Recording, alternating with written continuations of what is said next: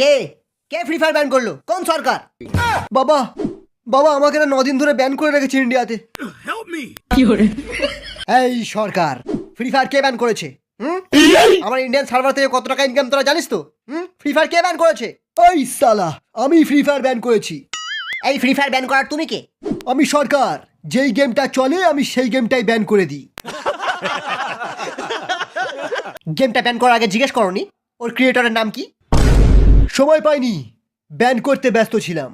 এই manager, unban করে দাও। কে? আইনটা আমার হাতে। এনে টাকা, তাড়াতাড়ি আনব্যান কর।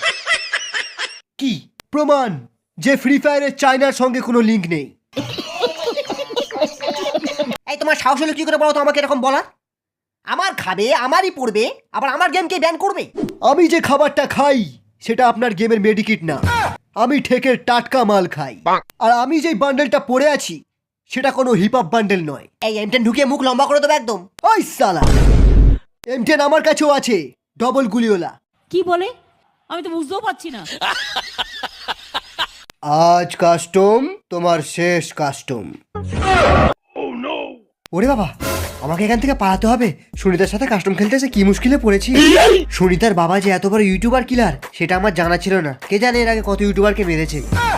ওরে বাবা, এ তো লোকেশ গেমার। ওরে বাবা, এখানে তো 4-5টা স্কোয়াড আমার কিল নেওয়ার জন্য ঘুরঘুর করছে। আর জীবনে নেপালে আসবো না। আরে এটা কি? এটা তো একটা বড় সড়ো জিপ লাইন।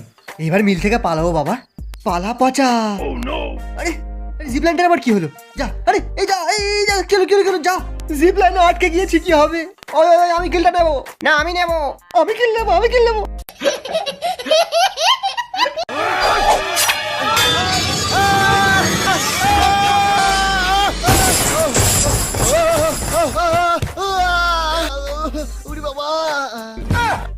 এই না সুনিতা ডার্লিং, লাভ ইমোট শুধু তোমারই জন্য। शाबाश बेटा।